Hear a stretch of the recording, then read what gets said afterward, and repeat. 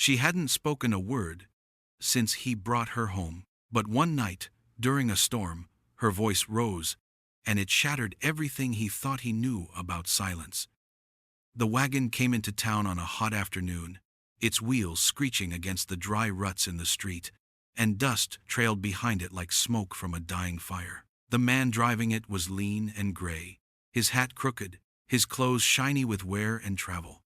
He called himself a salesman, though most of what rattled in the back of his wagon looked like junk left behind by folks who had better things to do than carry it west.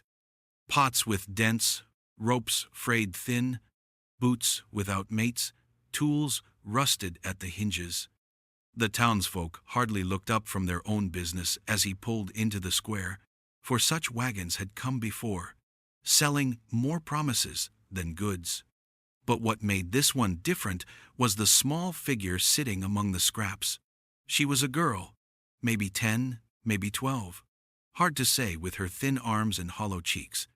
She did not speak, did not wave, did not even glance at the men who stopped to spit and watch. She just clutched a shawl full of holes against her chest, like it was the last shield she had in the world. Samuel stood by the hitching post outside the mercantile, his hat tipped low against the sun, and for once he stayed longer than his errands required.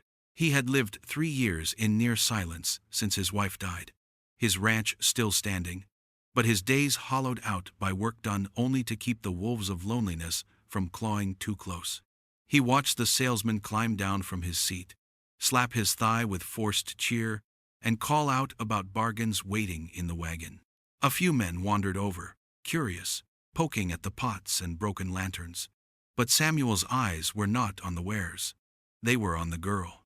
She kept her head bowed, hair falling over her face in a dark curtain, and when someone muttered that she was mute, Samuel believed it. She did not look up, not even when one of the men laughed and asked the salesman if he was selling her too. The salesman grinned, showing teeth like chips of bone, and said a man could make an offer if he had the mind. The laughter that followed was sharp and cruel, but Samuel did not laugh. He stepped forward slowly, his boots heavy in the dust, and said in a voice flat as stone that he would take her. The salesman raised his brows, then shrugged like it was no matter, and held out his hand for coin. Samuel pulled a few dollars from his pocket, the kind he usually set aside for feed or nails, and pressed them into the man's palm. That was all it took. The salesman tipped his hat, climbed back into his seat, and cracked the reins, leaving the girl behind without a backward glance.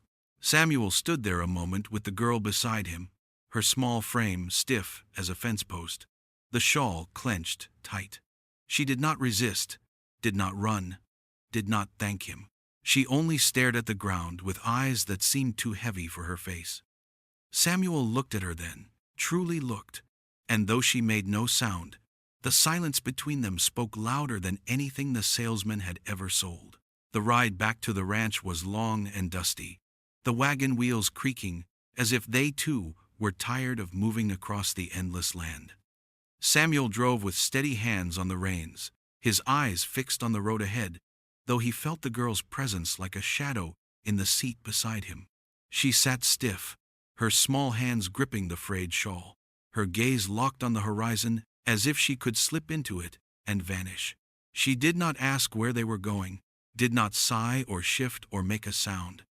The only noise between them was the horse's hooves striking the dirt and the mournful cry of a hawk wheeling above. Samuel thought about saying something, but the words dried up in his throat, the way they often had since the day his wife was lowered into the ground.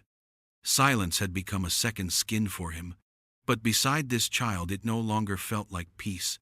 It felt like a weight pressing heavier with every mile. When they reached the cabin, the sun was sinking low, painting the prairie in long strokes of red and gold. The place stood lonely against the flat earth, logs weathered gray, the roof patched with tin. Samuel lifted the girl down from the wagon, her body light as kindling in his hands, and she pulled away quickly once her feet touched the ground. He opened the door, letting her step inside first. The cabin smelled of wood smoke and leather, the air heavy with the quiet of a place lived in by one man too long.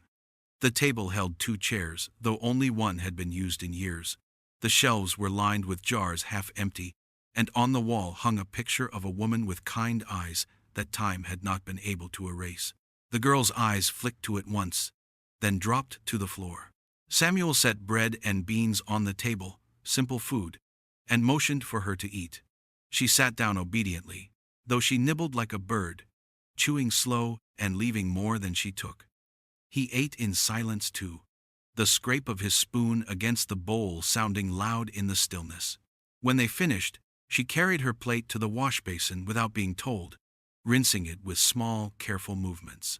Samuel nodded slightly, though she did not look at him. As night fell, coyotes called from the hills, their cries cutting through the thin walls.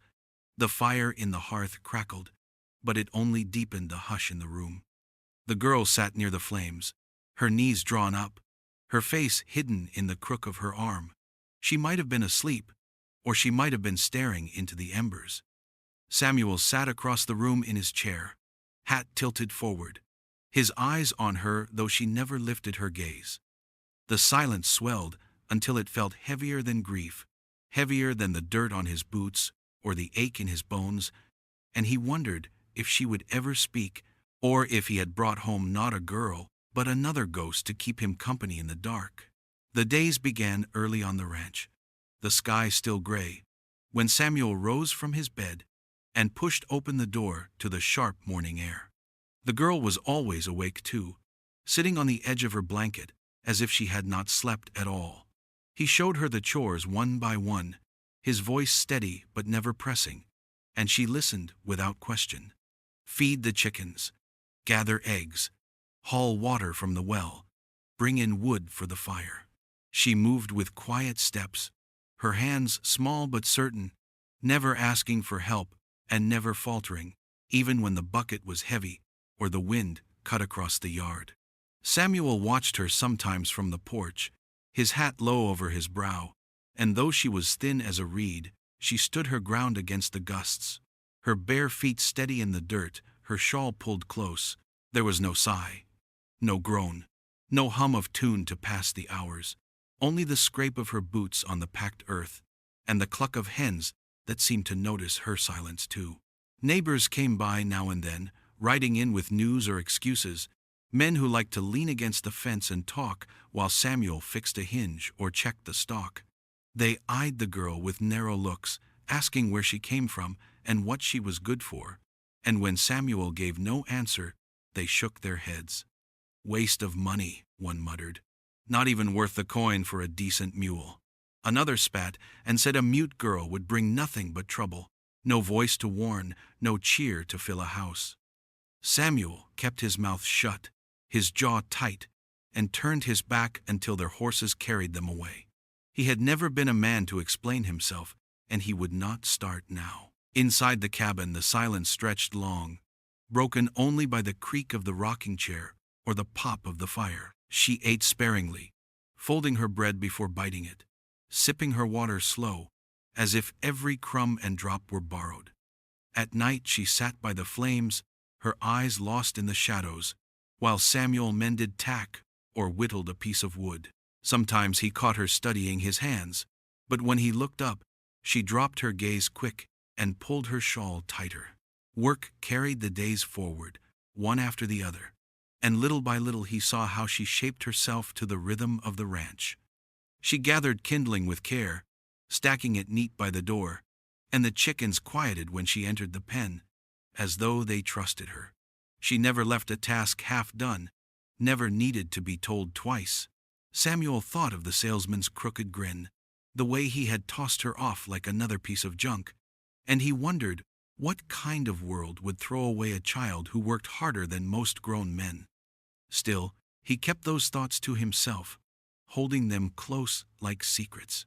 The girl gave nothing of her past, and Samuel asked for nothing. But with each day of silence, he found himself listening harder, waiting for the moment when she might break it, though he told no one, and told himself even less. The evening was still, the kind of stillness that comes after a long day of work, when even the wind grows tired and the prairie holds its breath. Samuel had brought in firewood and set it by the hearth, his shoulders sore from mending fences under the Sunday. The girl was at the table clearing away the simple supper of beans and bread, her movements quiet and exact, each plate lifted as if it might break if handled too quick. Samuel leaned back in his chair, watching the flames catch in the logs, the crackle filling the room that had grown too accustomed to silence. He was not thinking of much, only the weight of his body and the wear of years, when the sharp crash split the air. The plate struck the floor and shattered, the sound cutting through the hush like a gunshot. Samuel jolted, his chair legs scraping against the wood.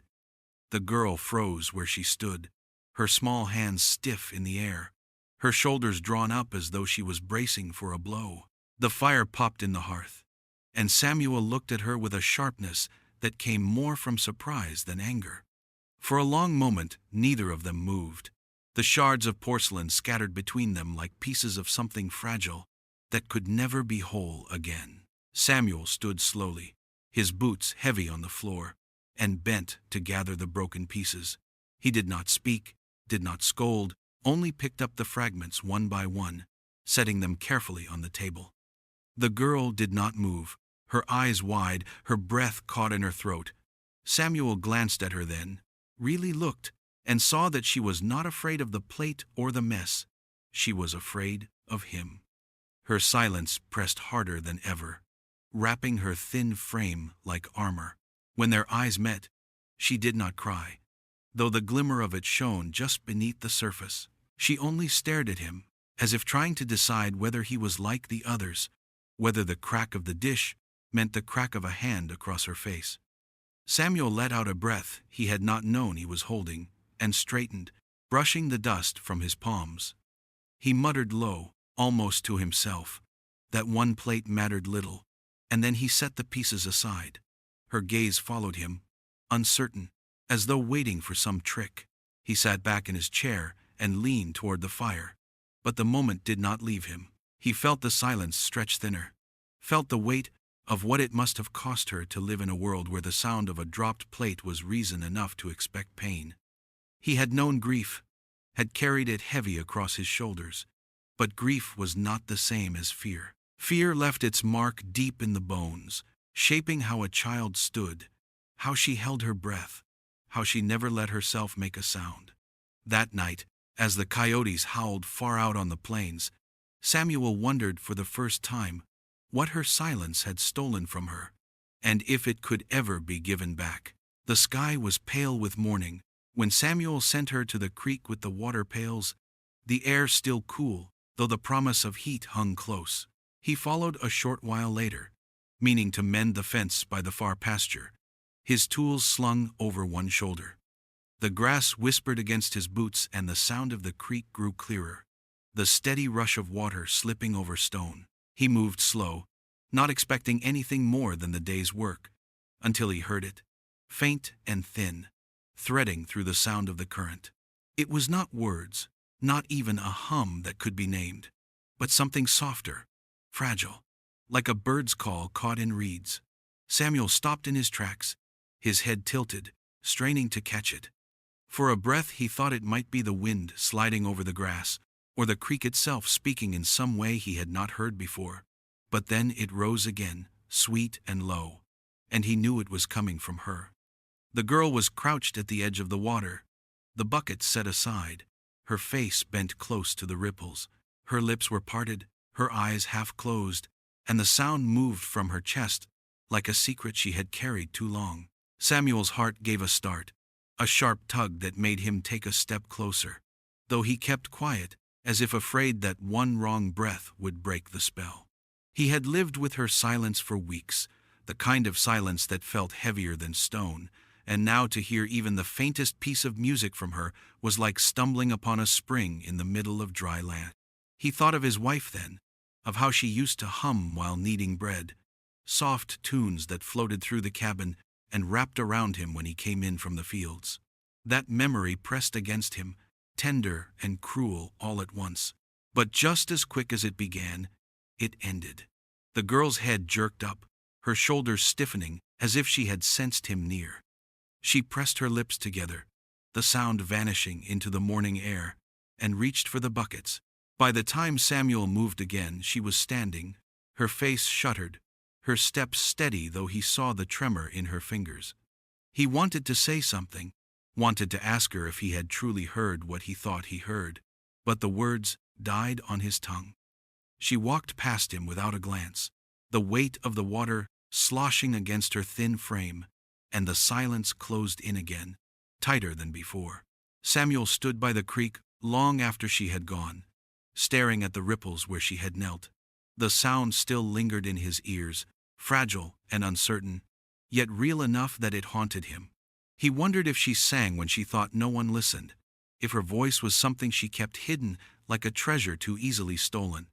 By the time he returned to the cabin, he had convinced himself it might have been the creek after all, or a trick of the wind, yet deep down he knew it was her, and the knowing left him restless as the day stretched on. The storm rolled in heavy from the west, black clouds stacking one over the other until the sky seemed to fold in on itself. Samuel had seen many storms on the plains, but this one carried a weight that made the hair on his arms stand.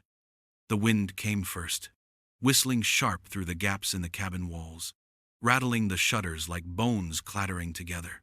Then the rain began, sheets of it striking the roof in a steady pounding, each drop a hammer driving down on the lonely little house. The horses in the corral kicked against the fence, their cries sharp in the wind, and Samuel sat by the door with his rifle across his lap, though he knew no bullet could chase off the sky. The girl huddled near the fire, her knees pulled up beneath her shawl, her face lost in the shadows. She did not speak, but she did not flinch either, though the thunder cracked so close it shook the floor beneath their feet.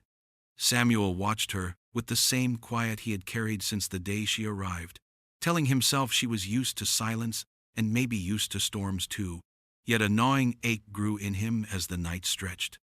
The rain beat harder, the wind screamed louder, and somewhere beneath it all, he thought he heard another sound, soft and almost too thin to notice. At first he believed it was the storm itself playing tricks on his ears, the moan of wind through a broken seam, or the cry of an animal caught in the night.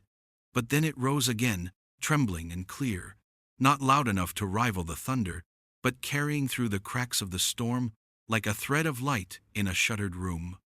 Samuel rose from his chair, slow and careful, his boots muffled by the sound of rain.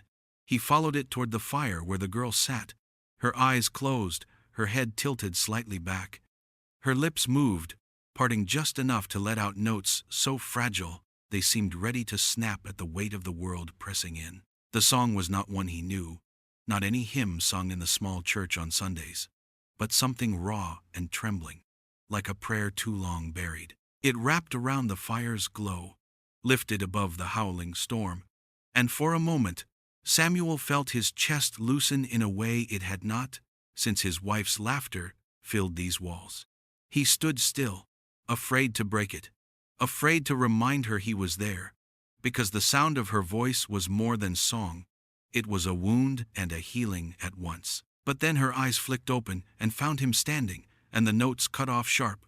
Her lips closed, her face pulled back into the still mask she always wore, and shame rushed over her like the storm outside. She pulled the shawl tighter around her shoulders, lowering her gaze to the fire, as if her voice had been a crime he had caught her in. Samuel wanted to tell her not to hide it, that it was the finest thing he had heard in years, but his mouth stayed shut. The thunder rolled again, louder than before, and the cabin sank back into silence, though Samuel's ears still rang with the sound of her song, fragile and fleeting, a gift torn away too soon. The morning after the storm broke clear and sharp. The sky scrubbed blue as if nothing had ever disturbed it. Samuel stepped outside at dawn to tend the horses, the ground still soft with last night's rain, and when he came back to the cabin, he carried something in his hands. It was a small wooden flute, plain but carefully carved, a piece he had whittled years ago when nights felt too long and silence pressed too heavy.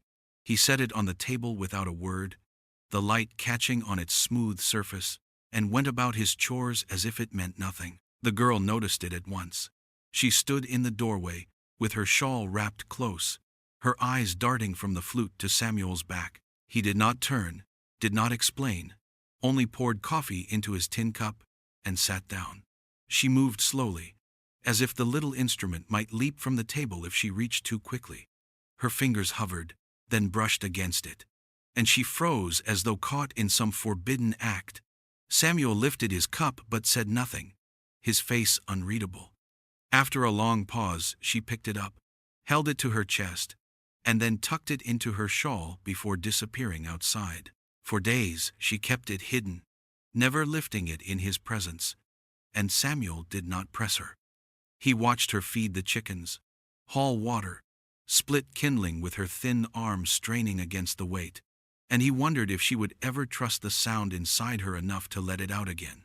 Nights passed with the fire crackling, the storm now only a memory, and she remained silent as always, her lips closed tight, her eyes shadowed by secrets she would not share. It was near sundown one evening when Samuel heard it, faint and halting, drifting from the barn where the horses stirred in their stalls. He was on the porch mending a bridle when the sound reached him, so soft he almost mistook it for the wind. He set down his work and leaned back, listening. The notes were broken at first, uncertain, as if the flute itself was learning how to breathe. Then, little by little, the sound grew steadier, shaping into something like a song, a voice that was not words, but carried meaning all the same. The horses grew quiet, their restless hooves stilled, and the music wound through the rafters like smoke, fragile yet strong enough to hold the silence at bay. Samuel did not move, did not go closer. He let her have the barn, let her have that moment without eyes on her. His chest tightened with something he could not name. Pride, maybe. Sorrow, too. But mostly the ache of knowing that whatever had taken her voice had not taken her spirit completely. She was still there, hidden, waiting for the right place to rise. When the notes faltered and stopped, when the barn sank into silence again, Samuel stayed on the porch, staring at the horizon. The music lingered in his mind, thin as thread but unbreakable. And for the first time, he allowed himself to believe that her silence was not the end of her, only the beginning of something she was still finding. The sun had dropped low behind the ridge, turning the sky the color of burnt copper, and Samuel walked back from the pasture with the day's wear heavy on his shoulders. The air was cooling, the kind that carried the smell of hay and dust, and he noticed the barn door left slightly ajar.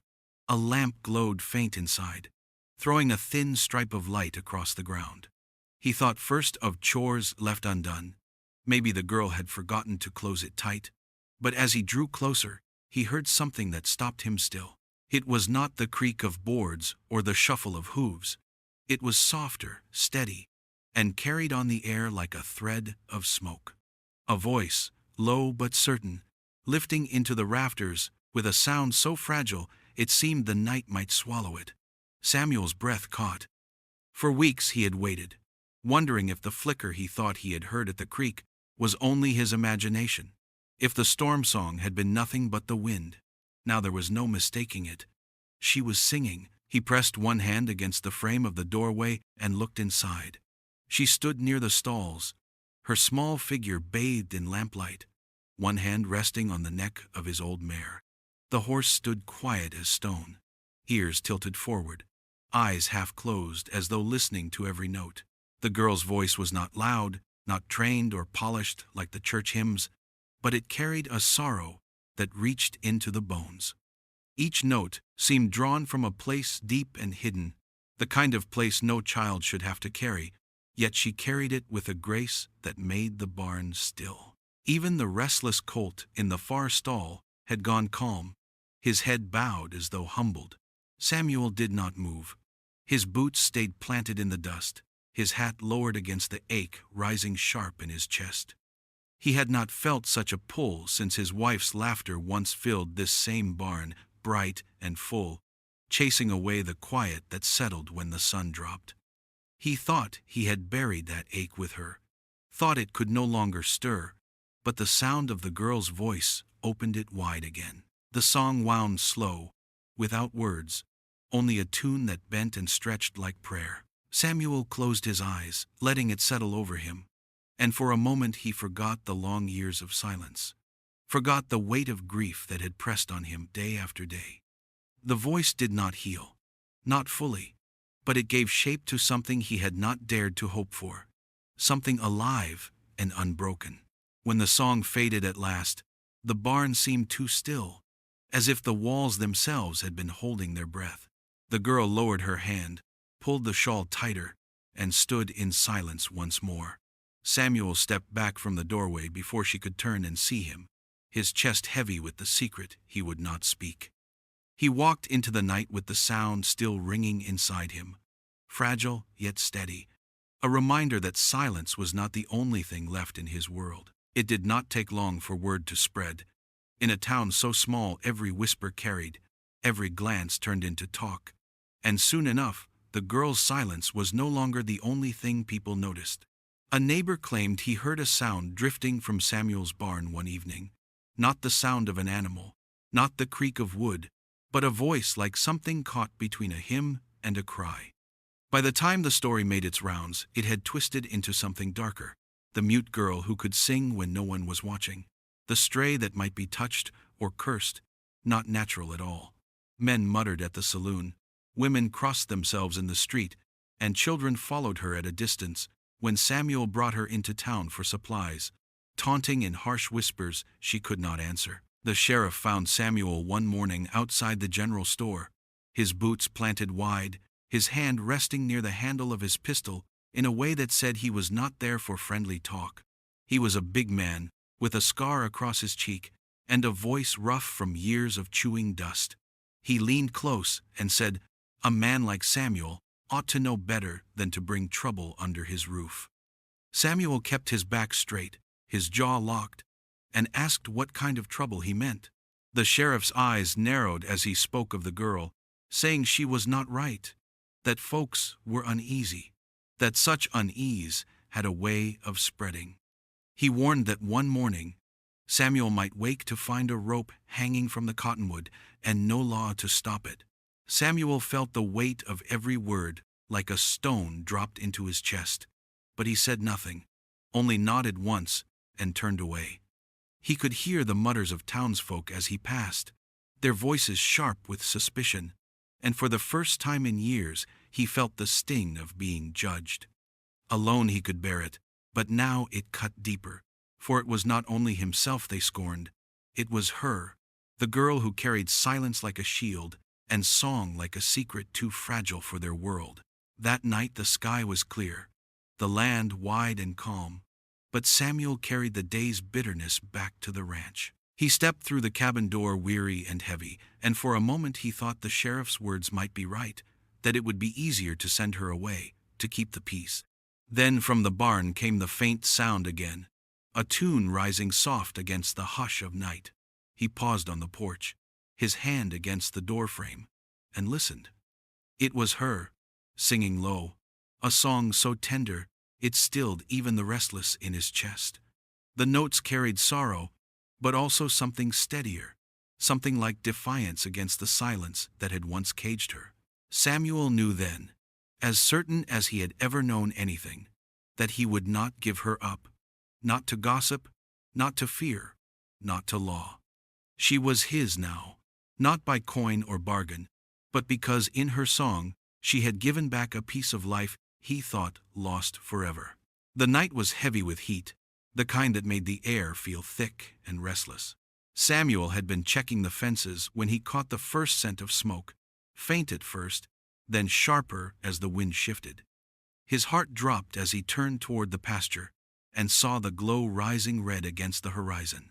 The grass was dry from weeks without rain, brittle as tinder, and the flames leapt quick, carried fast by the prairie wind. Samuel ran hard, shouting for the horses, his boots pounding the ground, his hat flying loose behind him. He knew how fire moved, merciless and wild, and he felt the burn of fear in his chest as sparks rained across the dry earth. The girl stood on the porch when she saw the flames, her hands clutching her shawl tight, her eyes wide with terror. For a moment she froze, her small frame caught between fear and action. Then she ran after him, her bare feet striking the dirt. Samuel drove the horses toward the far corral, coughing against the smoke, his lungs filling with the acrid sting. The fire roared louder, flames whipping in long fingers, sparks bursting like stars across the night. He shouted again, his voice hoarse, but the sound was swallowed by the crackle and roar. In the choking dark he lost his way, the smoke so thick he could not see more than a few feet ahead. His eyes burned, his throat scraped raw, and the fire seemed to circle him in every direction. Panic clawed at his chest, a sharp reminder of how fragile a man was against the endless sweep of the land. He stumbled, dropped to one knee, coughing hard, his hat falling into the dirt.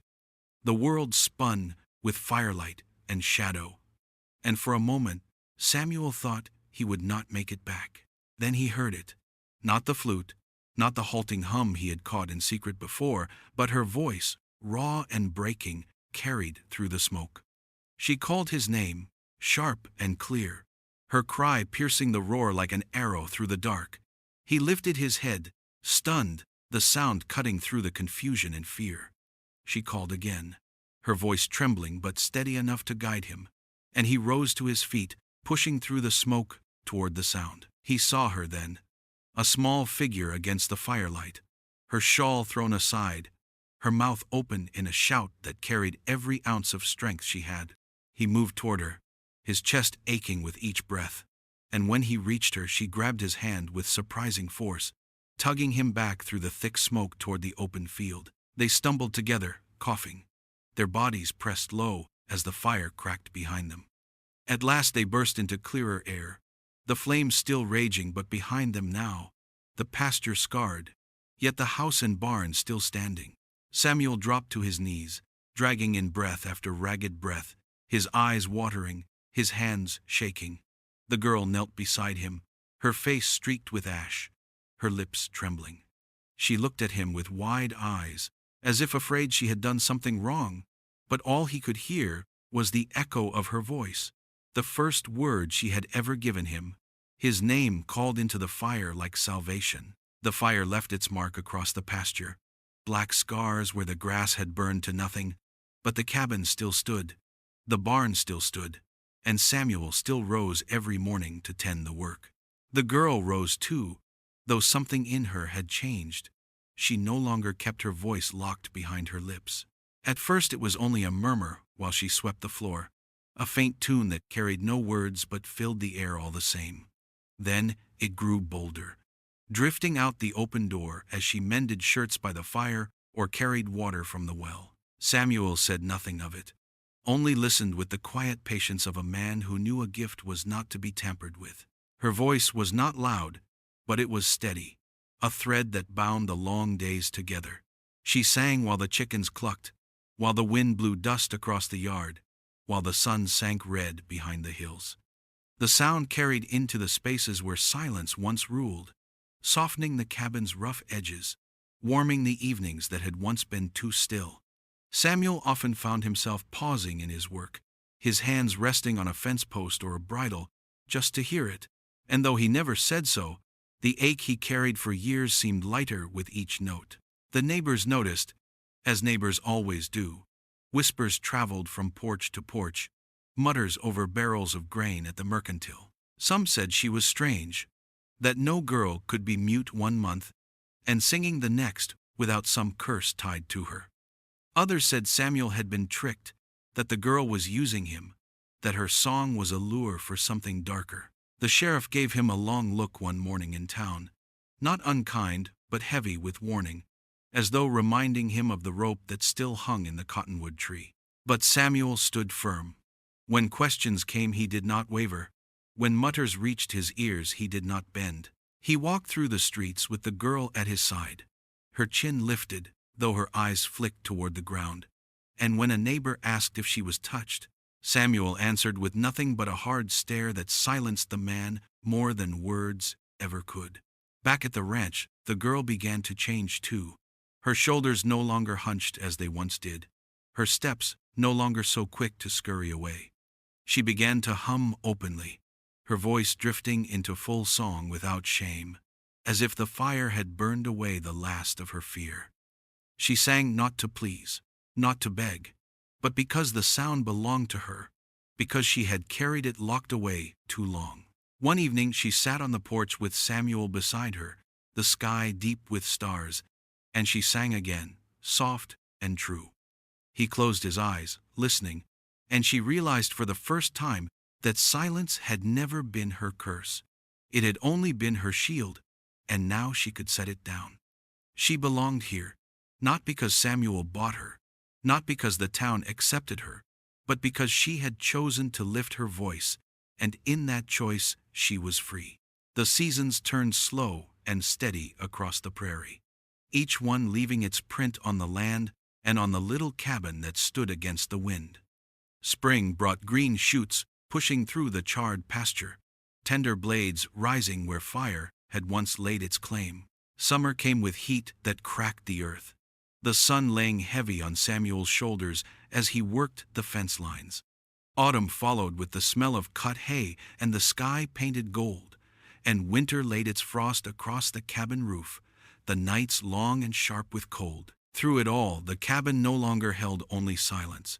It held her voice, soft at times and strong at others, a sound that wrapped itself into every corner until even the old walls seemed to breathe easier. She sang while mending shirts by the fire, her voice steady as the needle slipped in and out of cloth. She sang while hauling water, the notes rising above the creak of the bucket rope. She sang in the barn with the horses listening still, their ears turning toward her as if the song was something they understood better than words. At night, when the coyotes called across the hills, her voice answered in gentle defiance, not loud, but certain enough to remind Samuel that this place, once empty, was full again. Samuel listened with a kind of reverence he had never expected to feel again. He had known the silence of grief, had carried it like a burden across too many years, but now he knew the kind of quiet that comes from listening, the quiet of standing still so the music can reach you. He said little, as was his way, but in the way he stopped his work to hear her, in the way his eyes softened when her song drifted through the cabin, he showed what words could not carry. The ache that had once hollowed him had not vanished, but it had changed shape, filled by the sound that reminded him he was not alone. The girl no longer lowered her eyes when she sang. She no longer hid her voice or carried it like something forbidden. She lifted it freely now, not for him, not for the neighbors who still whispered, but for herself, because it belonged to her as much as the sky belonged to the land. She had been brought here as a thing to be owned, traded like junk in a wagon, but she had grown into something no man could claim. When she looked at Samuel now, she did not see an owner. She saw a man who had given her space to breathe, and when Samuel looked at her, he did not see a burden or a mistake. He saw the proof that even broken things could grow strong when tended with patience. One evening, as the sun dipped low, she stood in the doorway, her voice rising into the dusk, and Samuel sat listening with his hat in his hands. In that song he heard not only survival, but belonging, and in her eyes she no longer carried fear, only the sure knowledge that she was home. If this story left its mark on you, subscribe, like, and saddle up for more videos.